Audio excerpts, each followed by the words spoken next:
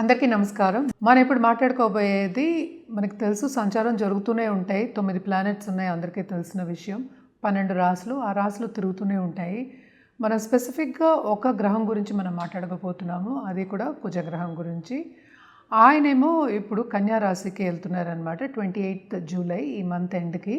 So, ఈ ద్వాదశ రాశుల వారికి ఈ మార్స్ ఎనర్జీ అనేది ఎలా ఎఫెక్ట్ అవుతుందో చూద్దాము. క్యారెక్టరిస్టిక్స్ కూడా మనం మాట్లాడుకుందాము. జనరల్గా మనం చూసాము అంటే మార్స్ కుజుడు, మనం కార్తికేయ చెప్పుకుంటూ సుబ్రహ్మణ్య స్వామి చెప్పుకుంటూ ఉంటాము. అలాగే ఈయన అధిపతి దేనికి అంటే మన వృశ్చిక రాశికి, అలాగే మేష రాశికి. ఆయన ఎగ్జాల్టేషన్ ఎక్కడ అవుతుంది మనకి మకర రాశిలో ఎగ్జాల్టేషన్, అలాగే కర్కాటక రాశిలో నీచ స్థితి అవుతుందన్నమాట. మూల త్రికోణం ఆయనకి ఏంటంటే మేషరాశి అయింది. జనరల్గా మనం క్యారెక్టరిస్టిక్స్ మాట్లాడుకోవాలి మార్స్ది అంటే చాలా ఎనర్జీ ఇచ్చే ఒక ప్లానెట్, రెడ్ ప్లానెట్ కింద మనం మాట్లాడుకుంటూ ఉంటాము. ఏమేమి దాంట్లో ఉంటారు అంటే మోస్ట్లీ మిలిటరీ, అంటే డిసిప్లిన్ అంటే చాలా ఇష్టం అనమాట. అంటే అగ్రెసివ్నెస్ ఉంటుంది, కోపము ఉంటుంది, అలాగే దూసుకెళ్ళే ఒక మనస్తత్వము ఉంటుంది అనమాట. అండ్ ఆల్సో మనం చూసాము అంటే దాంపత్య జీవితానికి కూడా మనం మార్స్ని కుజుడినే చెప్పుకుంటూ ఉంటాము. అంటే కుజుడిది ఎనర్జీ కరెక్ట్గా బ్యాలెన్స్ అయి ఉంటే మనకి జాతకంలో చాలా బాగుంటుంది. అంటే వాళ్ళు ఏంటంటే ఏ పనైనా తొందరగా చేయగలరు. అలాగే ఏంటంటే మెంటల్ యాప్టిట్యూడ్ కూడా చాలా ఎక్కువ ఉంటుంది. అంటే ఏంటి, వాళ్ళు అనుకున్నది సాధించాలి అనే ఒక పట్టుదల ఉంటుంది. దాని మూలంగానే ముందుకెళ్ళడం కూడా జరుగుతూ ఉంటుంది. మనం ముందుకెళ్ళడం అంటే ఆ దిశగా వెళ్ళడం అనేది జరుగుతూ ఉంటుంది.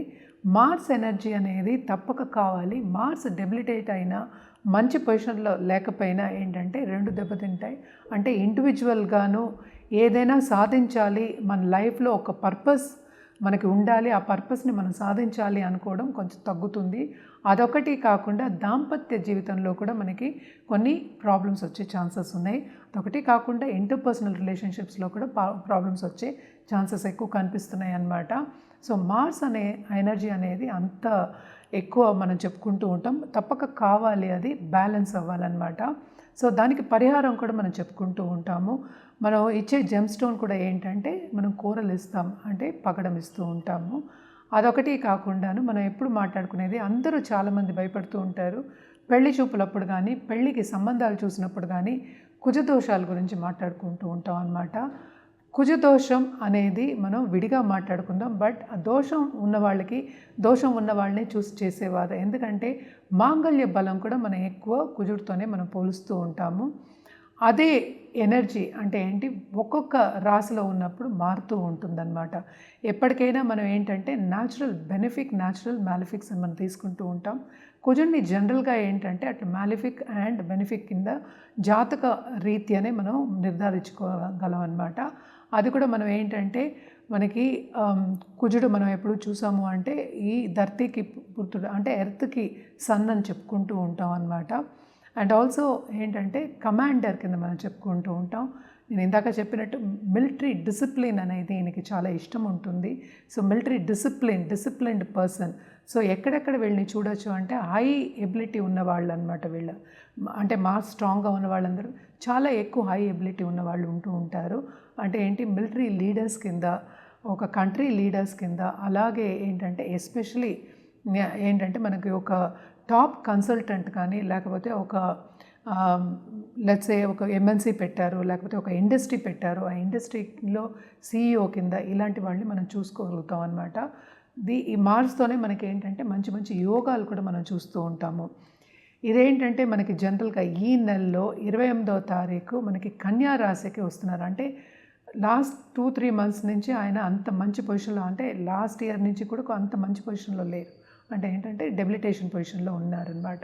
సో న్యాచురల్గా ఏంటంటే ఆయన 10th house, natural 10th house of the zodiac is Makar రాశి. దాంట్లో ఎగ్జాల్టేషన్ అంటే ఏంటి, కెరియర్కి కూడా ఈయన చాలా వెరీ వెరీ ఇంపార్టెంట్ మనం గ్రహం కింద మనం తీసుకుంటూ ఉంటాము.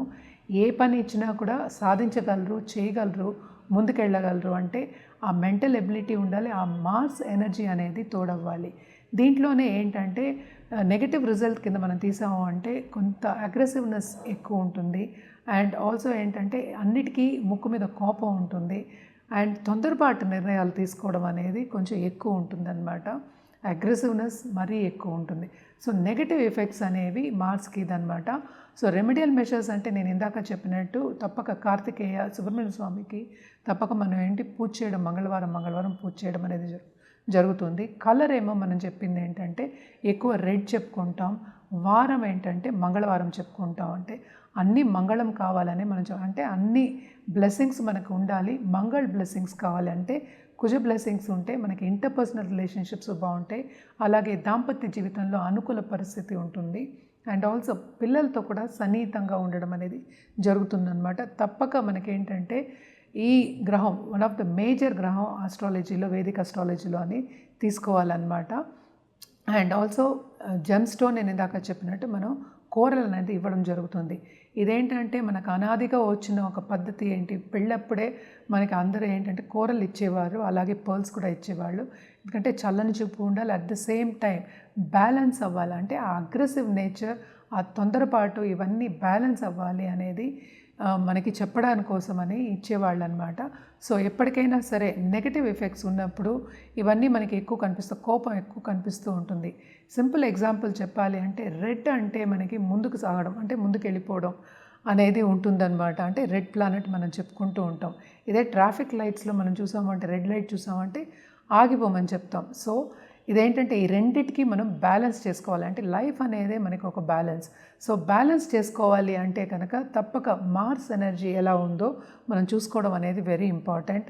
ఇదే మార్స్ అంటే కుజుడు ప్రస్తుతం మనకి 28 జూలైకి కన్యా రాశికి వెళ్తున్నారు. అది తెలిసిన విషయం ఏంటంటే మనకి మెర్కురీ ఈ రాశికి అధిపతి ఏమో మనకి బుధుడయ్యాడనమాట. సో ఈ ఎనర్జీ ఎలా ఉంటుంది ద్వాదశ రాశి వాళ్ళకి చూద్దాం. మనం ఇప్పుడు మాట్లాడబోయేది మీనరాశి వాళ్ళ గురించి. మీనరాశి వాళ్ళకి ఈ సంచారం ఎలా ఉందో చూద్దాము. సెకండ్ లార్డ్ ఏంటంటే 7th ఉన్నాడు కనుక తప్పక వీళ్ళ పార్ట్నర్కి, బిజినెస్ పార్ట్నర్కి కానీ లేకపోతే దాంపత్య జీవితంలో అంటే లైఫ్ పార్ట్నర్ కానీ చాలా బాగుంటుందని చెప్పాలన్నమాట. డబ్బు వచ్చే సూచనలు బాగా కనిపిస్తున్నాయి. ఫైనాన్షియల్ స్టెబిలిటీ పెరిగే ఛాన్సెస్ కూడా ఎక్కువ కనిపిస్తున్నాయి. కొత్త బిజినెస్లు స్టార్ట్ చేసే పరిస్థితి కూడా కనిపిస్తోంది. అలాగే పార్ట్నర్షిప్ బిజినెస్లో కూడా విస్తరించే ఛాన్సెస్ ఎక్కువ కనిపిస్తున్నాయి. కాంపిటీటర్స్ కన్నా వీళ్ళు ఎక్కువ చేసి తప్పక సంపద అనేది పెంచుకుంటారు.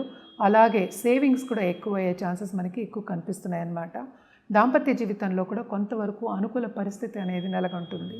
ఖరీదైన వస్తువులు ఇచ్చిపుచ్చుకోవడం అనేది కూడా జరుగుతుంది. అలాగే బంధుమిత్రుల కలయిక అనేది జరుగుతుంది. కానీ సపోర్ట్ సిస్టమ్ అనేది కొంతవరకు తగ్గుతుందన్నమాట. అండ్ ఆల్సో కొంచెం తక్కువ అనిపిస్తోంది. అలాగే వీళ్ళు చేసే పనిలో కూడా చురుగ్గా పనిచేసి అందరి మన్నన పొందడం అనేది జరుగుతుంది. సపోర్ట్ సిస్టమ్ కూడా కొంతవరకు బాగానే ఉందన్నమాట. ఇప్పుడు మనం చూసామంటే పెద్ద పెద్ద ఎంఎన్సీస్లోనే అందరూ పనిచేస్తూ ఉన్నారు. సో తప్పక కొలీగ్ సపోర్టు, అలాగే బాసెస్ సపోర్టు తప్పక ఉంటుంది. వీళ్ళు పని బాగా చేస్తున్నారు కనుక తప్పక వీళ్ళకి ఎక్కువ శ్రమ అనేది కనిపిస్తోంది. అలాగే బాధ్యతలు అనేవి కూడా ఎక్కువ కనిపిస్తున్నాయి అన్నమాట. బాధ్యతలు ఎక్కువ ఇవ్వడం జరుగుతుంది. తప్పక వాళ్ళ టైంకి అది నిర్వహిస్తారు, ముందుకెళ్తారు అనేది మనకి ఎక్కువ కనిపిస్తుంది అన్నమాట. ఎందుకంటే భాగ్యం అనేది చాలా బాగుంది. అలాగే ఫైనాన్షియల్ స్టేటస్ అనేది చాలా ఇంప్రూవ్ అవుతుందన్నమాట. ఎందుకంటే 9th లార్డ్ కూడా అయ్యాడు ఈయన. So 2nd and 9th lord 7th ఉన్నాడు కనుక తప్పక వీళ్ళకి చాలా బాగుంటుంది. దాంపత్య జీవితంలో కూడా కొంతవరకు అనుకూల పరిస్థితి అనేది నెలకొంటుంది. అలాగే కొత్తగా పెళ్లి కావాలి అనుకున్న వాళ్ళందరూ తప్పక ఈ 2 నెలలు సద్వినియోగం చేసుకోవచ్చు. మంచి పార్ట్నర్ వచ్చే సూచనలు మనకి కనిపిస్తున్నాయి. అండ్ ఆల్సో కొంతవరకు ఎక్కువ లోన్స్ తీసుకోకుండా, లోన్స్ ఇంకోళ్ళకి ఇవ్వకుండా ఉండడం అనేది వీళ్ళకి సూచన అనమాట. అండ్ ఆల్సో కుటుంబ పరంగా స్టేటస్ పెరిగే ఛాన్సెస్ ఎక్కువ కనిపిస్తున్నాయి అన్నమాట. పరిహారాల విషయానికి వస్తే కనుక తప్పక వీళ్ళు మంగళవారం శక్తి పూజలు చేయడం, అలాగే సుబ్రహ్మణ్య స్వామికి తప్పక పూజ చేయడం అనేది మంచిదన్నమాట. మనం సర్పం కింద కూడా మనం తీసుకుంటూ ఉంటాం. సో పిల్లలు కావాలి అనుకున్న వాళ్ళందరూ తప్పక రాహుకేతు పూజలు చేయడం కూడా చాలా మంచిది. ఎస్పెషలీ మంగళవారం, థర్స్డే కూడా చేస్తారు. కానీ అందరూ ఈ రాశిలో ఉన్న వాళ్ళందరూ తప్పక నవగ్రహాలు సందర్శించి ఎస్పెషలీ కుజుడికి, మంగళకి ఎక్కువ పూజ చేయడం, అలాగే ఎర్రగుడ్డ కట్టడం అనేది మంచిదన్నమాట. అండ్ ఆల్సో మంగళవారం ఎరుపు రంగు కొంచెం టీషర్ట్ కానీ, షర్ట్ కానీ, లేకపోతే ఏదైనా డ్రెస్ దుస్తులు ధరించడం మంచిదన్నమాట. అండ్ ఆల్సో మనం చూసాము అంటే స్టూడెంట్స్కి కూడా ఇది మంచి సంచారం కిందే అనిపిస్తోంది. శ్రమకి తగిన ఫలితం వీళ్ళకి తప్పక ఉంటుంది. ఇదంతా మనం మాట్లాడుకునేది గుర్తుపెట్టుకోండి, ఒక గ్రహం గురించి మనం మాట్లాడుకుంటున్నాం, ఒక గ్రహ సంచారం గురించి మనం మాట్లాడుకుంటున్నాము. సో తప్పక ఏదైనా సరే మనం అన్నీ కూడా మిగతా అన్నిటి కూడా మనం కన్సిడర్ చేయాలి. సో జనరల్గా చెప్పడం అనేది జరుగుతోంది. అండ్ ఆల్సో మీరు తప్పక ఈ పరిహారాలన్నీ చేయండి, ఎప్పటికైనా మీకు పాజిటివిటీ అనేది పెరుగుతుంది. ఇది గుర్తుపెట్టుకోండి, మనం ఇప్పటి వరకు మాట్లాడుకునేది ఒక గ్రహ సంచారం కిందే మాట్లాడుకుంటున్నాము.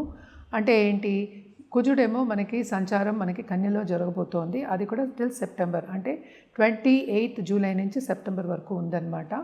సో తప్పక ఇదేంటంటే అన్నీ కన్సిడర్ చేయాలి. మనం ఒక సంచారం గురించి మనం కొంతవరకే మనం తెలుసుకోగలుగుతాము. మిగతా 9 గ్రహాలు ఉన్నాయి మనకు తెలుసు, మిగతా 8 గ్రహాలు చూడాలి, అలాగే 12 రాశులు చూసుకోవాలి. ఇదంతా ఎప్పుడు జరుగుతుంది, మనం జాతక రీత్యా చూస్తేనే మనకు జరుగుతుందన్నమాట. ఏదైనా నేను చెప్పింది అంతా జనరలే. జాతకం పరిశీలించుకున్న తర్వాత మనం నిర్ధారించుకోవడం, ఒక రెమెడియల్ మెషర్స్ చేసుకోవడం, పరిహారం చేసుకోవడం అనేది ఎప్పటికైనా మంచిదే అన్నమాట. మంగళ్ అంటే ఏంటంటే, కుజుడిని మనం ఎందుకు అంత ఎక్కువ మాట్లాడుకుంటున్నాం అంటే, అది శుభగ్రహం కింద కూడా తీసుకోవచ్చు, అది ఏంటంటే మ్యాలిఫిక్ గ్రహం కింద కూడా తీసుకోవచ్చు అనమాట, డిపెండింగ్ ఆన్ ఎవరి జాతక రీత్యా అనమాట.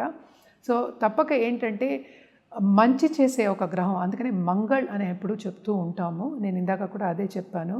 అంటే మంగళకరంగా ఉండాలనే అందరూ కోరుకుంటారు. లైఫ్ ఎప్పటికైనా సరే సక్సెస్గా ఉండాలనేది కోరుకుంటారనమాట. ఈ గ్రహం, ఈ ఎనర్జీ అంటే మార్స్ ఎనర్జీని మనం బ్యాలెన్స్ చేసుకోవడం అనేది వెరీ వెరీ ఇంపార్టెంట్. ఎందుకంటే దాంపత్య జీవితం కూడా మనం ఇందులోనే ఇంక్లూడ్ చేస్తున్నాము. Not only that, interpersonal relationship కూడా మనం ఎక్కువ చెప్పుకుంటూ ఉంటాం అన్నమాట. అదే ఏంటంటే దాంపత్య జీవితం అనుకూల పరిస్థితికి, అలాగే కుటుంబ పరిస్థితికి, అలాగే ఏంటంటే డబ్బు రీత్యా, అలాగే కెరియర్ రీత్యా, అండ్ ఆల్సో ఏదైనా సరే చురుగ్గా చేయాలి అన్నప్పుడు మనకి మార్స్ ఎనర్జీ అనేది వెరీ వెరీ ఇంపార్టెంట్. అదే మనకి రివర్స్ అయితే కూడా కొంతవరకు ఏంటంటే ఇబ్బందులు అనేవి పెడతారు. అంటే చీటికి మాటికి వెళ్ళి దెబ్బలాడే వాళ్ళు మనం చూస్తాం చాలామంది. అంటే అన్నిటికీ కోపతాపాలు తెచ్చుకునే వాళ్ళని చూస్తాం. అదంతా తెచ్చుకుంటే ఏమవుతుందంటే మనకే హెల్త్ ప్రాబ్లమ్స్ వచ్చే ఛాన్సెస్ ఉన్నాయి. సో బ్యాలెన్స్ చేసుకోవడం అనేది వెరీ ఇంపార్టెంట్. ఈ గ్రహం యాక్చువల్లీ మూమెంట్ మూలాన్ని, అంటే సంచారం గోచారం మూలాన్ని కొన్ని ఇబ్బందులు పడే ఛాన్సెస్ ఎక్కువ కనిపిస్తున్నాయి కనుక ఈ వీడియోస్ చేయడం జరిగిందనమాట.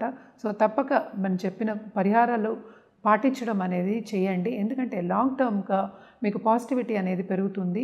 ఈ సంచారం కూడా మనం మాట్లాడుకున్నట్టు ఒక 2 నెలలే ఉంది కనుక ఈ పరిహారాలు చేసుకుంటూ ఉంటే పాజిటివ్ బ్యాంక్ బ్యాలెన్స్ అనేది పెరుగుతుంది. ఎప్పటికైనా సరే పాజిటివిటీ అనేది మనకి తిరిగి వస్తుందన్నమాట. సో తప్పక జాతక రీత్యా పరిహారాలు చేయడం కూడా మంచిది. ఈ జనరల్ పరిహారాలు కూడా మీరు చేయొచ్చు. జాతకం పరిశీలించుకొని పరిహారాలు చేసుకోవడం మంచిది. అలాగే ఒక జెమ్ స్టోన్ వేసుకోవడం అనేది మంచిది. జనరల్గా అయితే మార్స్కి నేను ఇందాక చెప్పినట్టు కోరల్ అంటే ఏంటంటే పగడం వేసుకోవడం అనేది మంచిది. అది ఎన్ని క్యారెట్లు వేసుకోవాలి, ఎంత వేసుకోవాలి, దేంట్లో ఏ మెటల్లో వేసుకోవాలి, పసిడిలో వేసుకోవాలా, సిల్వర్లో వేసుకోవాలా, లేకపోతే కాంబినేషన్లో వేసుకోవాలా, ఏ రోజు వేసుకోవాలి, ఏ వేలికి వేసుకోవాలి, ఏ చేతికి వేసుకోవాలి అని కూడా చెప్పడం జరుగుతుందన్నమాట. దాంతోడు తారాబలం కూడా చూసి చెప్పడం జరుగుతుంది. ఏదైనా సరే మనం పూజ చేసుకుని స్పిరిచువల్గా చేసుకోవడం అనేది మంచిది. ఎప్పటికైనా సరే మార్స్ ఎనర్జీ అనేది ప్లస్ అవుతుంది, మైనస్ అవుతుంది. సో బ్యాలెన్స్ చేసుకోవడం అనేది వెరీ వెరీ ఇంపార్టెంట్.